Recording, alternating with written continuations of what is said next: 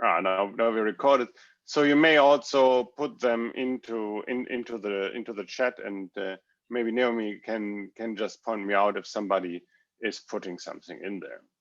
So yes, the title, let's see, is was an exercise in being a bit cheeky and give it an interesting flavor to the subject, but it's somehow pointing at the core of the problem I want to consider.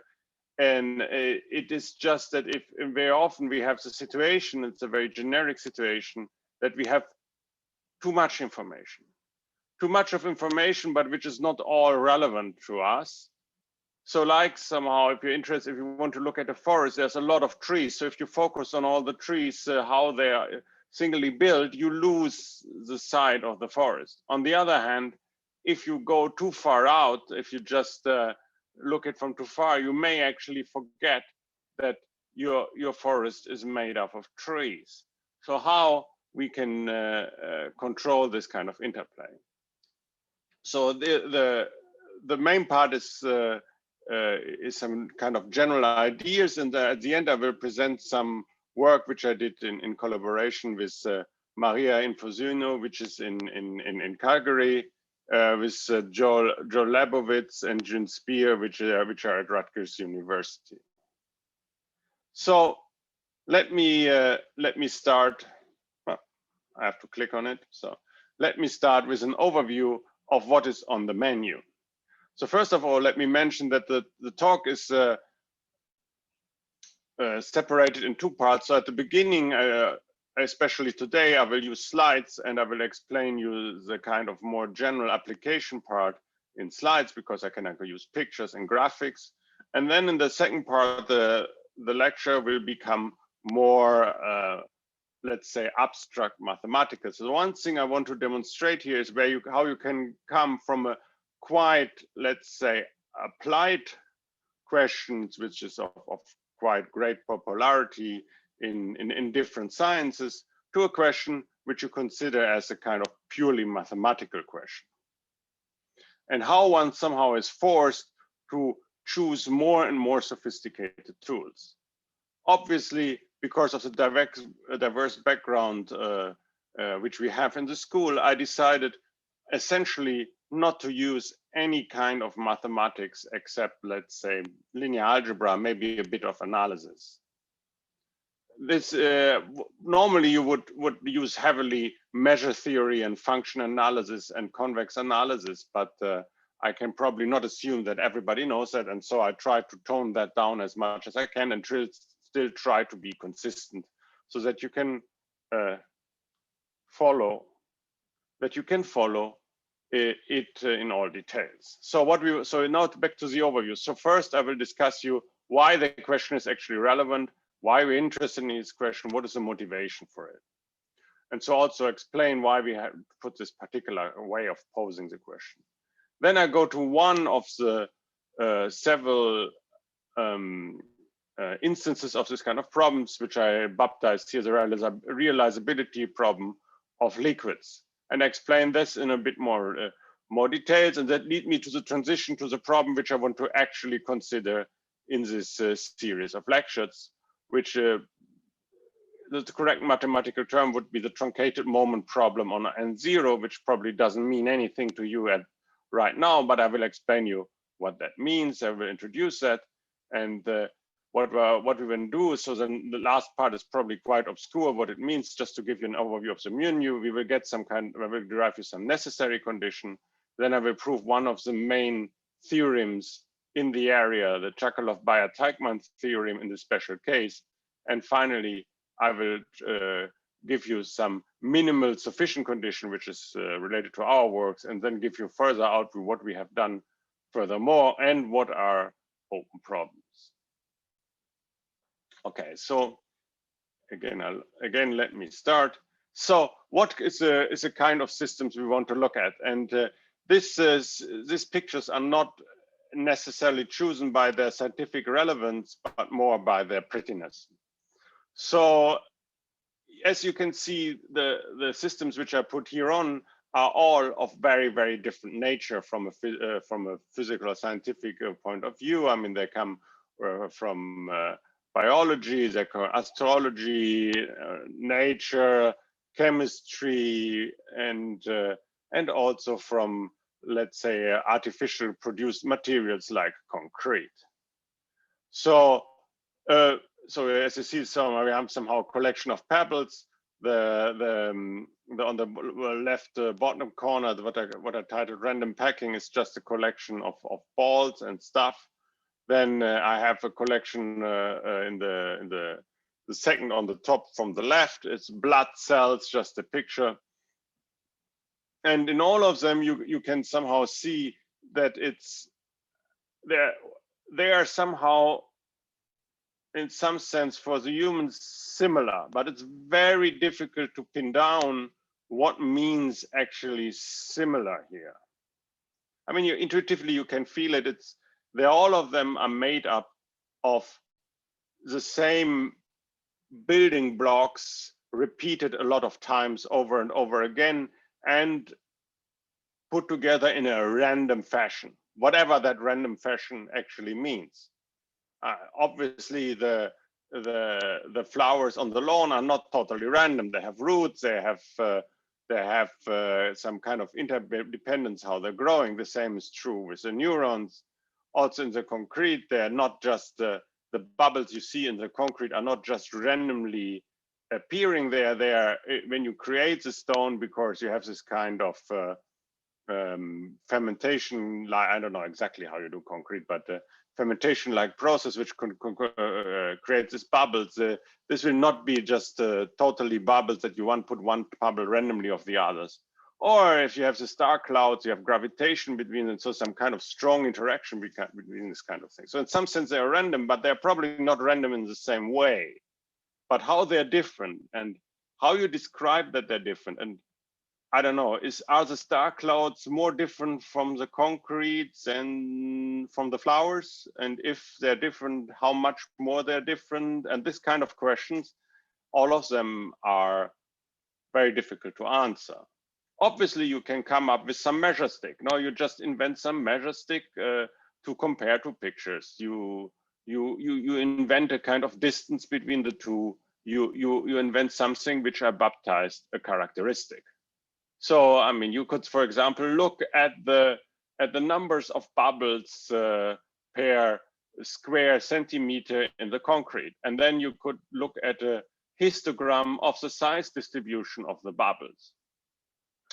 Or in the flower field, you can look at the nearest neighbors, the distance to the nearest neighboring flowers, or how many flowers, neighboring flowers you have in a ball of a radius of 2 centimeters.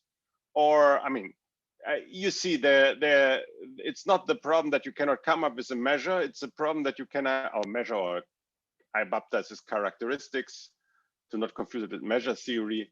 You have a lot of characteristics, and it's not really clear which one is a right one to look at. So please, if you have any questions, just go ahead and ask them, or otherwise keep them for the end. And probably the most important one for myself is the one about molecules. So I'm more interested in liquids. In a liquid, you have molecules in a glass. So obviously, cannot make a picture of that. This is actually too small of the scale to be photographable. So I have this kind of colorful full image there. Okay, so let me try to explain what are different ways to go about complex system, and what I will propagate today will be one of them. So in a complex system, and if you see in the upper left corner, there is the most characteristic thing. It has a high number of components, which in some sense are the same, more or less at least. And to see what high numbers means really high. So in what I'm really interested in, for example, in a glass of water, you have 10 to the 24 molecules, and you have to understand how large this number is. A million is 10 to the 6, a billion is 10 to the 9, a trillion is 10 to the 12, and then you have to quadrillion, quintillion, and so on. You have to go quite up a way before you actually arrive on this level of complexity. but it doesn't have to be so bad. If you're just interested in the blood cells in a body, you easily come up with other crazy kind of numbers. And even somehow in a small probe of blood, there will be a lot of cells. So on this level, you will have very similar kind of problems. More classic, somehow now the newest hit in town is obviously social networks and big data, because it's very cheap to create a lot of data using social networks, because it's just the data eating and creating machines. So, and there somehow I looked just up the number of users, I think on one platform. So you go to the number 10 to the 10, and you see you're in similar kind of order of magnitudes if you consider the size of the data you would like try to handle. And even in something mundane like birds in a flock flying around, there can be enormous numbers there.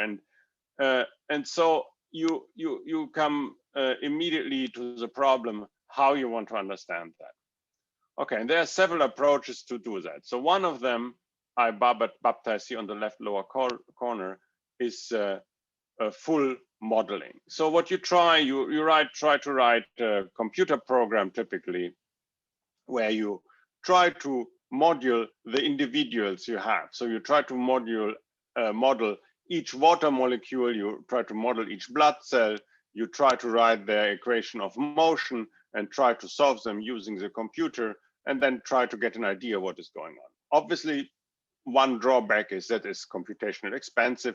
You can probably never do it, or at least not in the near future, for the realistic size. So you say, okay, I do it for a smaller size, and I hope that this will be good enough. And often this is actually working very well. I don't want to discriminate against this kind of approach of this is working very well. And a lot of people are working in this kind of area, trying to study the systems in this way.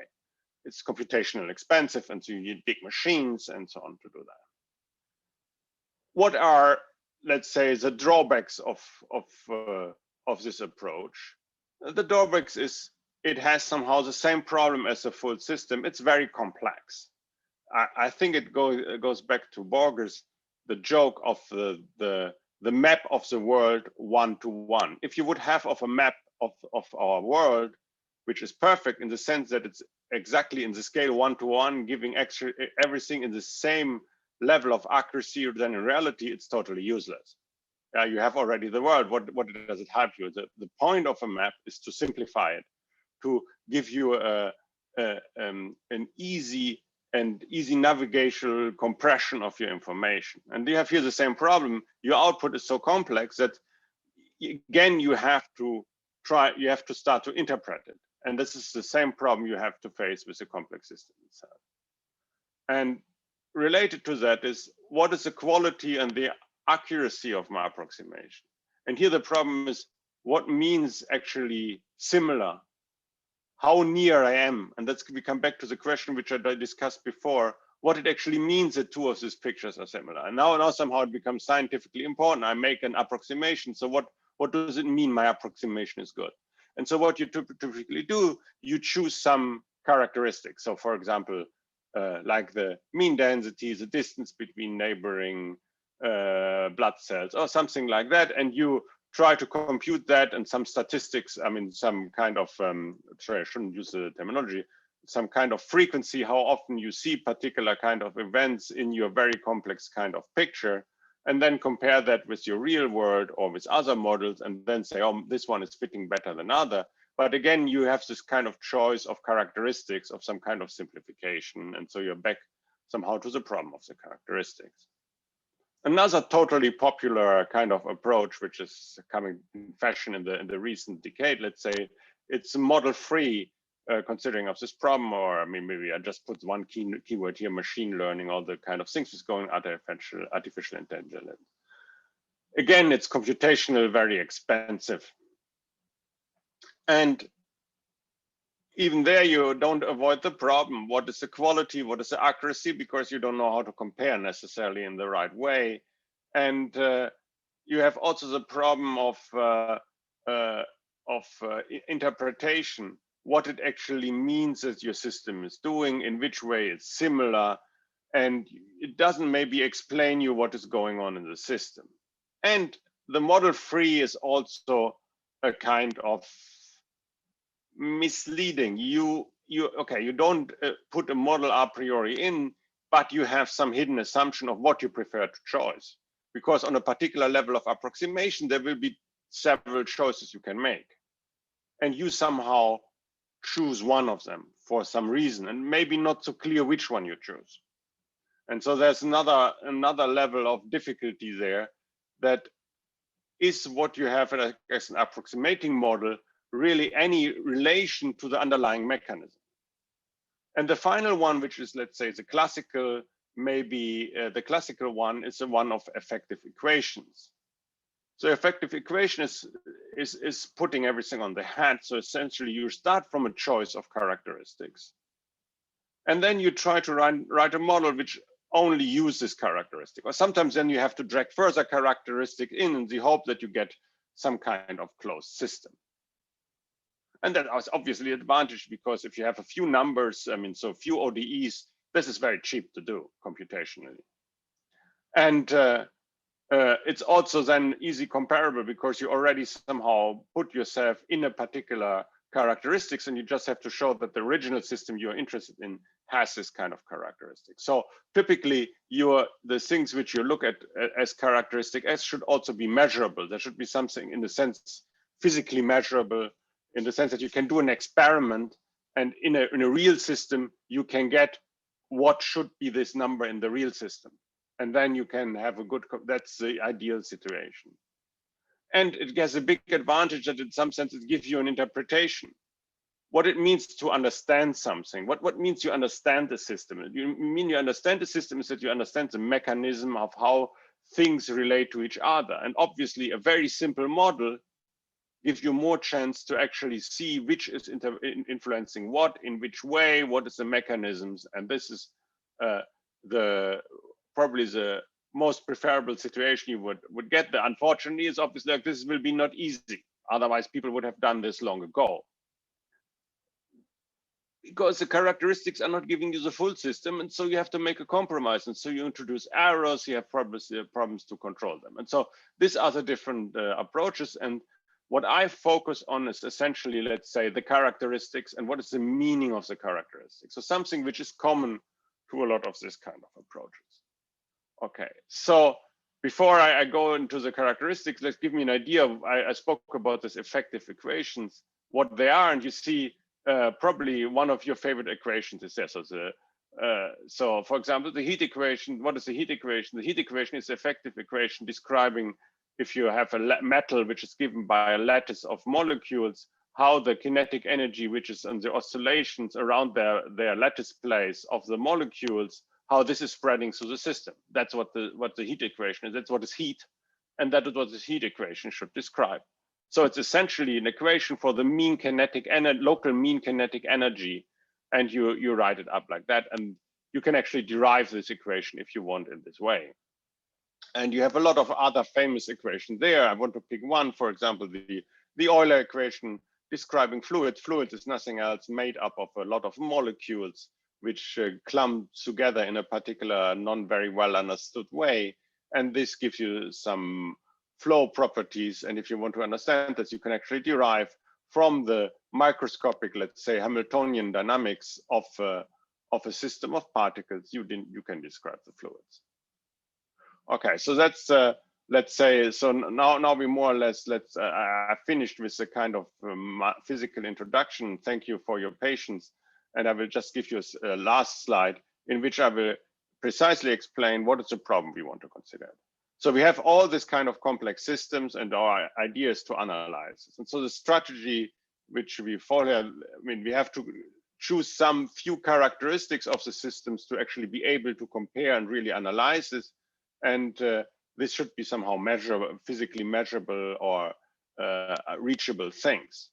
And then we have a model, and this model outputs some of this characteristic either somehow by doing effective equation or by doing a kind of model-free fitting approach, or doing a kind of super complex high-dimensional computation. And then one, let's say the most elementary questions which you could ask if a particular characteristic is useful is the so-called realizability problem. It's the following easy question.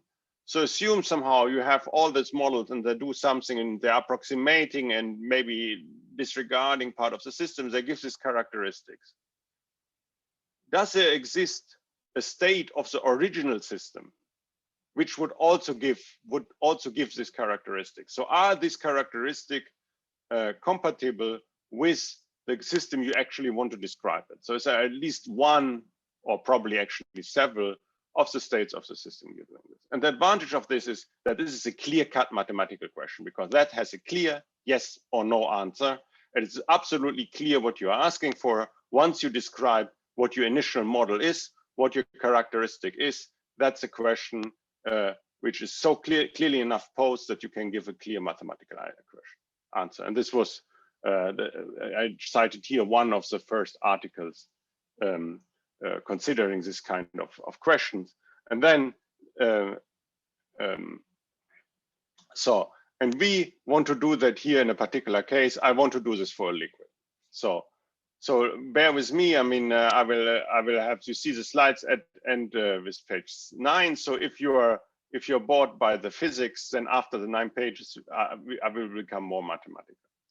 So how you describe a liquid? So a liquid you would describe like this. You have a set lambda subset of D, so typical R3, for example, a cube, glass of water. And in them you have n molecules. So n, I said, is approximately 10 to the 24. So it's an enormous number. And then what you do is you ask, what is the probability to see a particular pattern of molecules? And there is the great discovery of Boltzmann and then later of Gibbs is that there is a universal formula for that. And this is not something esoteric. Let's say 1/3 of physics is using this. Chemistry is based on this as well. So this is a basic underlying formula everybody believes in. And it says that the probability that you see a particular positions of the molecule, so X underline is a vector with 10 to the 24 components where each of them lies in your cube, is given by the following formula. So it's essentially an exponential of something. E minus KT, T is the temperature, K is a constant, physical constant, which has to do with the units you're using. And the only important thing is E. And E is nothing else than the energy of the system. So for a typical particle system, I don't know if you have any kind of made any course in classical mechanics, it's just you imagine that if two particles are near, then they start to feel each other. If they're somehow too near, they try to repulse. If they're far enough, they try to go back to each other. And you can write this in a kind of expression of this way. It's not further important for what we do, but somehow the physical energy of the system is what is happening in the formula. So something you somehow know what it should be. And then you have this factor 1 over Zn. It's just to make this a probability. Yeah. And so what I mean with this is that the expectation of a function, or the integral of a function with respect to this probability, is just given here by the probability. Here in the lower part. So what I want to do now is I want to introduce you what are the characteristics in this case, and then this explains you why I consider a particular problem. So what I do is I partition my volume lambda into smaller cubes delta I. No, I take my cube and I quarter it, and then sorry, not a quarter eighths. It's no, I mean make it half in all direction, and then make it quarter in all direction, and so on, and make it finer and finer. And the thing which I'm really interested in is I count the numbers. I will count the numbers in the cube. Now maybe I should activate the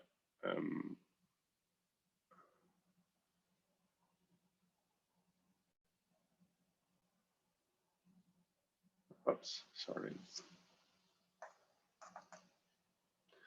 So so I look at the numbers of the numbers in the cube.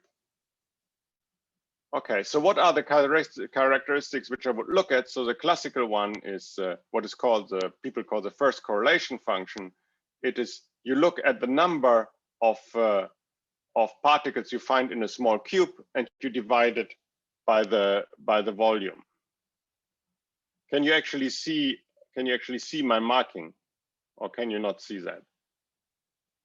Okay, so you see it here. You see it here in this place. It's just a number divided. So this is a density of particles in this box, and then you take the expectation of this. So which means you just take this integral.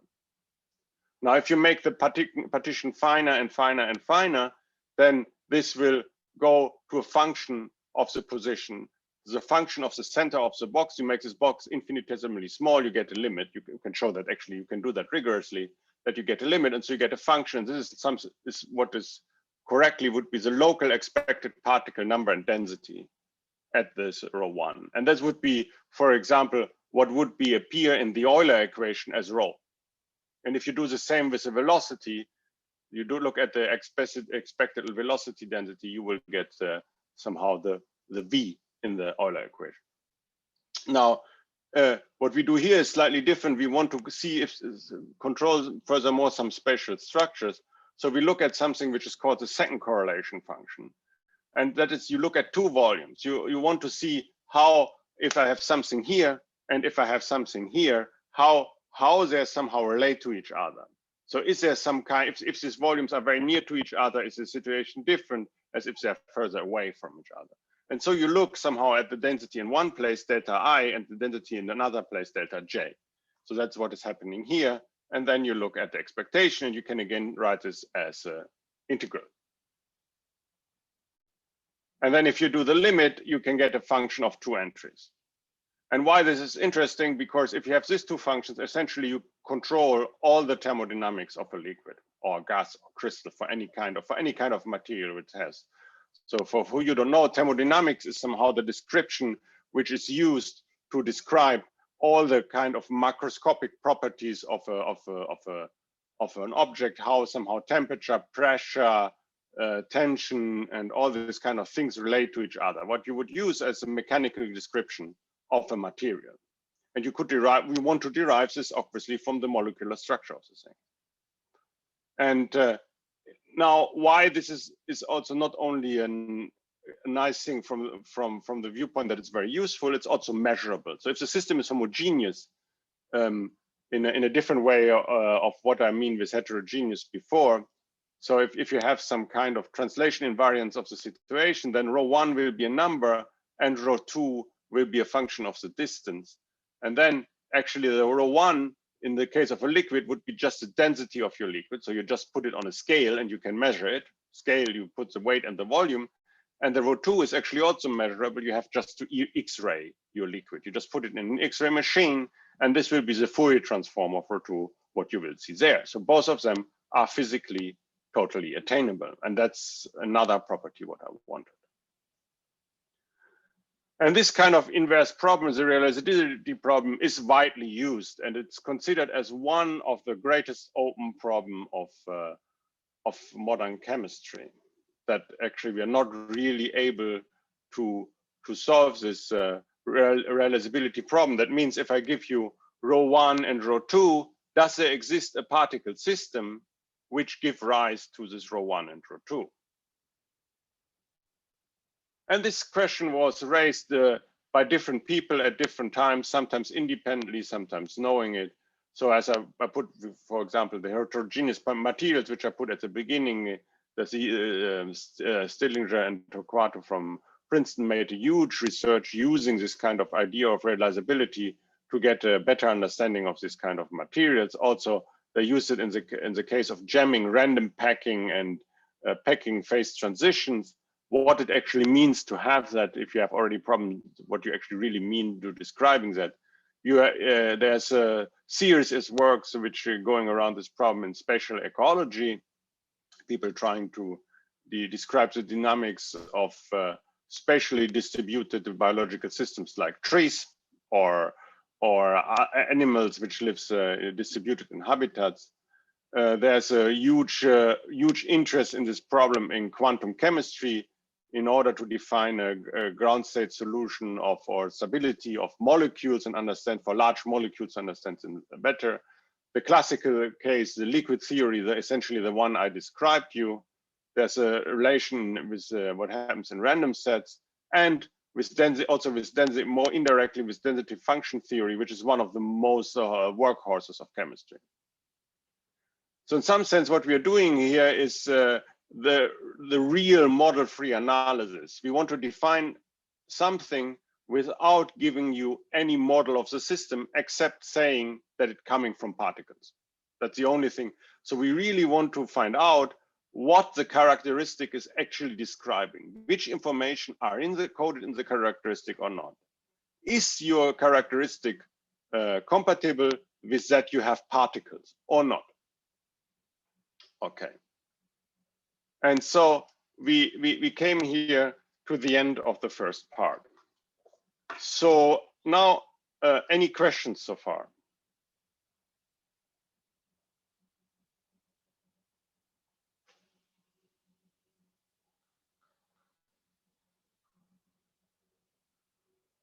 Okay, so I stopped sharing. This is not an accident. And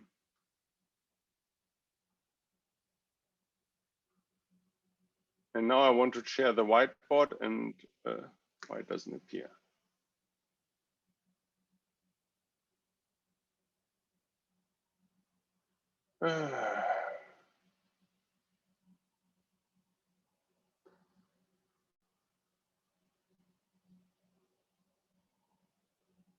That's strange. I tried this out half an hour ago, I mean, before the lecture, and it worked, and now the option is not here. Okay, I will do it in a different way. Sorry, Tobias, do you want to use the Zoom whiteboard, or you have your own? Yes. Yeah. Do you want me to start it? I think it's in the... It should be in the share, no, but it's not. You're right, it's not there. No. Yeah. The mysteries of modern technology. Okay, but I know how to save myself. Give me a minute. I just share with you another software.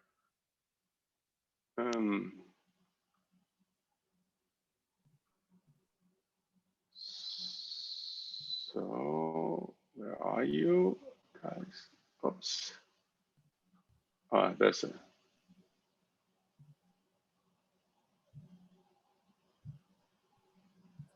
So Jack, there was a question in the. Okay, let me answer the question in the chat.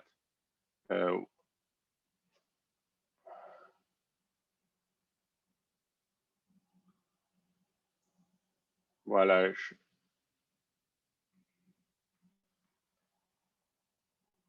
No, that's not what I wanted. Sorry, let me do that.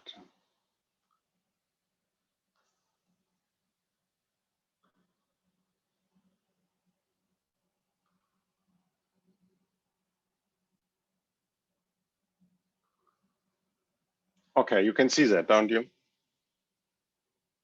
Yes. Okay, good. So yes, would be the density Dirac? Yes and no. That's a very good question. So if you assume that your system is one particle, so I mean it's the problem is it is a random system. Okay, but any non-random system is a random system. Just you pick something with probability 1. If you have a coin with probability 1, it's head. It's not particularly random, is it? So if you have a particle system where with probability 1, you pick one particle at a particular position, let's say, I don't know, at 0, then if you compute the density will be actually I didn't define the density totally mathematically correctly. You have to define it in a weak way. Then it will be exactly a Dirac at 0. Because you have mass 1 concentrated on an infinitely small volume. But if you, for example, you assume you have this one particle, but you randomly distribute, you choose its position randomly, let's say on the interval 0, 1. And then you compute the density, then the density will be constant 1. Okay, if it's 0, 1 is a bad example. If it's from -1 to 1, you choose it uniformly. If it's -1 to 1, then the density will be 1/2.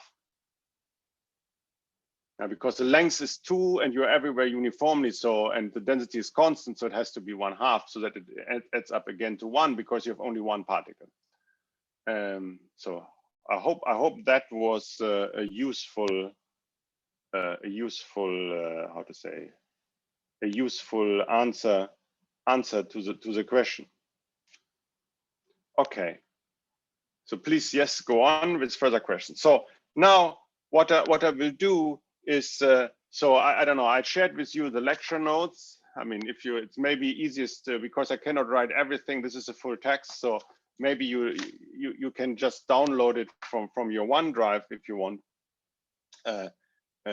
where I have all the details, because I cannot go over all the details because I have not enough time. So what we want to do now is I want only to look at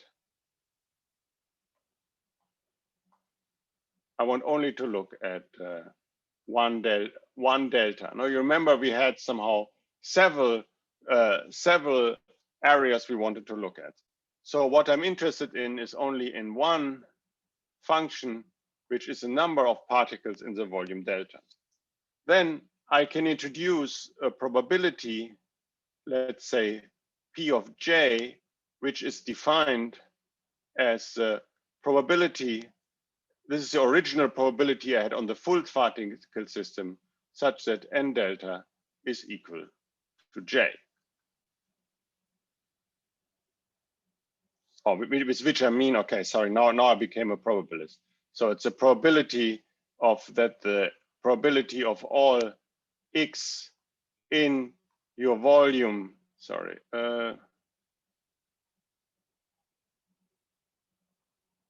Where's the rubber?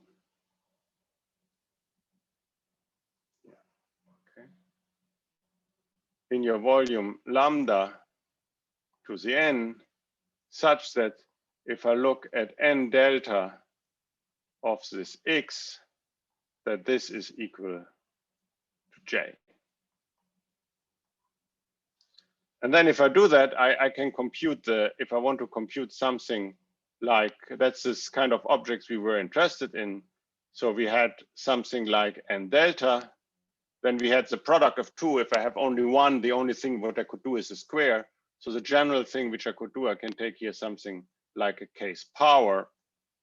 So this would be using the formula which I had before, lambda N, and then it would be N delta of X underline to the K P dx, where P dx is just the integral. And then using the kind of definition which I have before, you can just work this out. You can replace this by the sum J equals 0 to infinity. All possible values N delta can take J to the K, P to the J. And this kind of expressions, that's exactly what I want to look at in the following. And that's what I do in my first definition. So in the notes, this is definition 1.1. So let me formulate what is this definition is. So what I have given. So what is the given things? So I have a D, which is a natural number, and I have given a sequence of numbers, so real numbers. So it's sorry.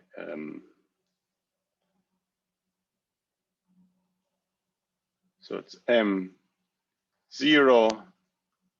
M1, MD. And I have that MK is a real number.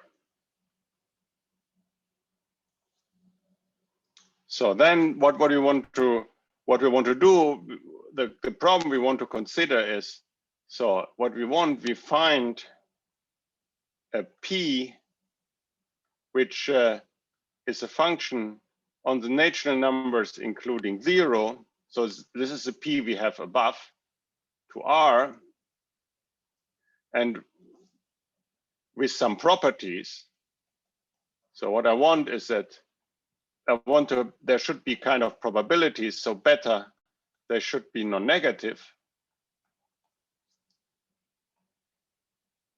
And for all k's from 0 up till D, I will have that the sum of j equal 1 to infinity, exactly the expression which I have before, pj is given by my pre-given m of k. Yeah, so the idea is I give my d, so d is the amount of data, so it's somehow the dimension of the problem, or the degree, better to say the degree of the problem. You will be clearer why it's a degree later on. And then I have given, these are the characteristics which are coming out of my numerics, whatever I had. So these are the numbers my thing is spitting out. And now I will try to find out, does there exist an underlying system which gives you this characteristic, which is here, our system is the number of, we only look at the number of particles. So I want to have a probability, how likely is a particular number of particles. So I said probability a lot of times. I haven't stated the probability thing because actually you don't need it for the problem. So this thing has a name, and the name is that is a red is bad. So this is a truncated moment problem. Truncated moment problem.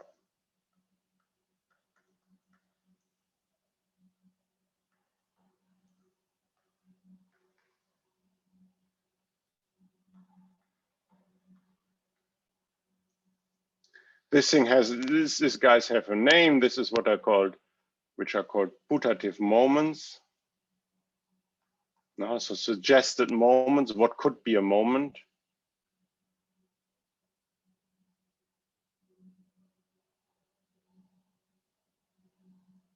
Yes, 0 to D, exactly. Putative moments, and then the P has also a name that is what I would call the realizing. And again, I use the word probability, and I haven't explained to you that why, because I don't assume that it's a probability. Okay. Now, okay, let's go about this probability thing before it stems too much on our nerves. No, I want to get back to black. Okay, so if you look at k equal to 0, what is k equal to 0? In the case k equal to 0, you get that the sum j equal 1 to infinity p of j is equal to m of 0. So we have a probability if m of 0 is equal to 1. But now comes this kind of typical mathematical sentence with loss of generality. I will always assume that m0 is equal to 1. And I left you at an exercise to actually show that I can do that. That I really, I mean, essentially what I'm saying is solving the truncated moment problem for an arbitrary m0 and solving the moment problem for m0 equal to 1 is the same level of difficulty. And so we assume that, so we can speak all the time about probability. So did I say everything which I should? Yes, so that's a truncated moment problem.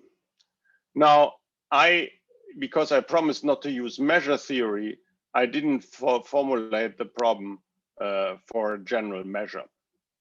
This is done in the lecture notes. I formulate the problem. So essentially, instead of considering a function p on the natural numbers, you would consider a measures on on a closed subset of an arbitrary Euclidean space, for example, and do a similar construction. But then you would need measure theory, and for the problem we are interested in, this is somehow sufficient. So I will not discuss that. But most of this, I mean, some of the things we are doing can be straightforwardly generalized to this case.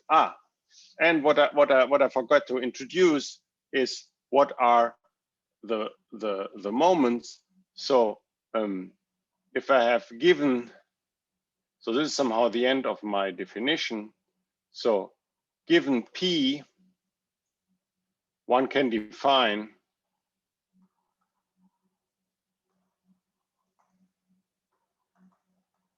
I could define something like M, K, P, which is per definition nothing else than the sum J equal 1 till infinity JK P of J.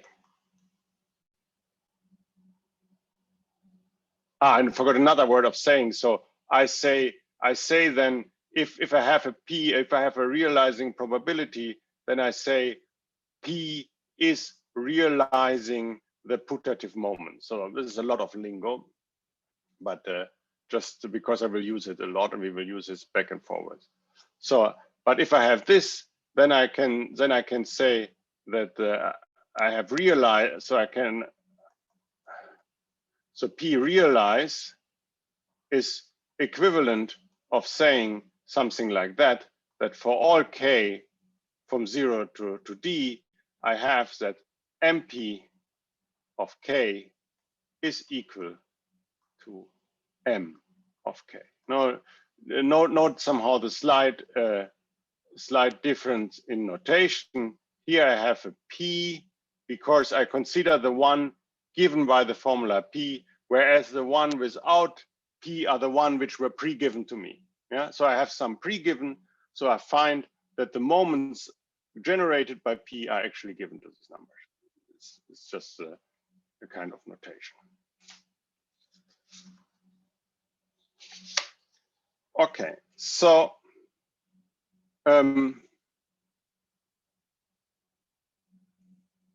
yeah, so I'm okay. I have no time to go, so I wanted to consider first some special cases, but I see I have only 10 minutes left. Okay, so maybe let me just start with so to get a feeling for the problem, I want to look at some special cases. So so a special case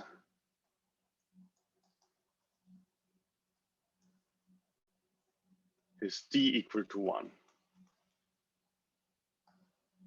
So I have given M0, which I assume to be 1 because I want to work with probabilities, and M1. Okay, so what is then the first thing? So let me first try to get a necessary condition. So the question is, if you give me M1, when I can find a P from, so the question is, when I can find a P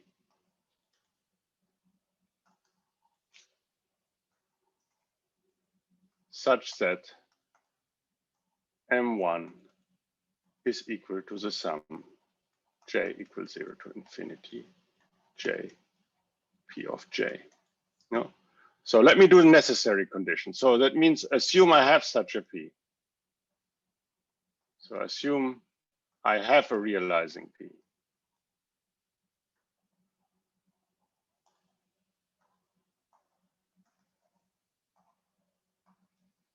Okay, so but then from the formula above, I have that M1 is equal to the sum J equals 0 to infinity J P of J. That's just what it exactly means to be realizable. But I know the probabilities are assumed to be non-negative. the J is also non-negative because it goes from 0 to 1. So all of this is non-negative. So I have a condition. It's not very surprising because it's a stupid case, but I mean, you see the mechanism. So M1 has to be non-negative. The question is that sufficient?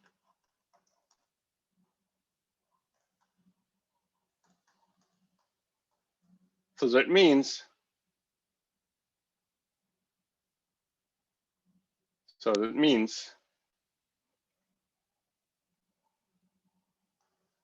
given M1 greater than 0, can one find P?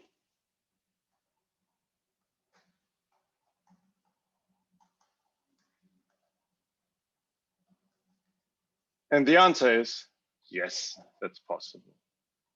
So for that, I have to introduce some notation which I haven't introduced yet. So I have to introduce a particular probability which I call d delta L of J. And this is a probability which is 1 if L is equal to J and it's 0 otherwise. So it's exactly the probability that with probability 1, I choose L.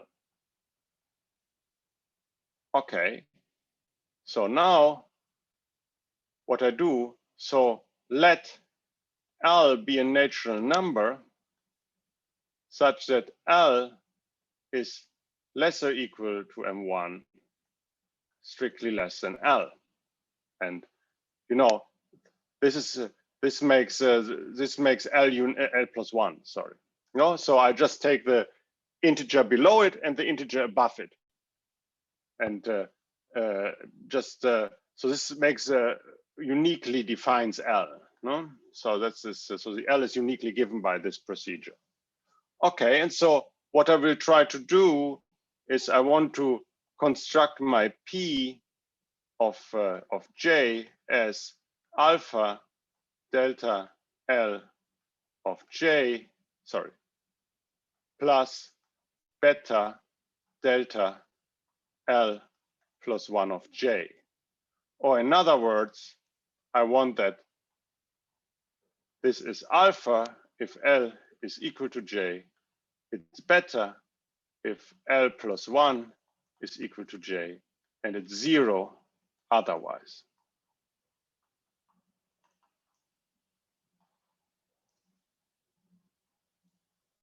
Okay, and now, and so I will end up, so I get for k equal to 0, I get that alpha plus beta has to be equal to 1.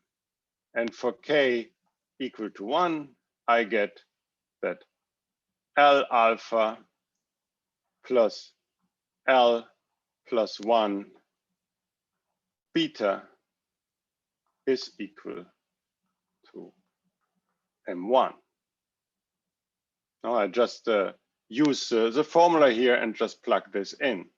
But that's nothing else than alpha plus beta L plus beta is equal to M1, and this is just 1. So I get here that this is L plus beta. And so I can solve for beta. So beta is just M1 minus L. But from my condition here, which I have, this is non-negative. And now I can solve for alpha. Alpha is 1 minus beta. And so I get L plus 1 minus M1. And that's, by this condition, also non-negative. And so I found a solution. So I found a P.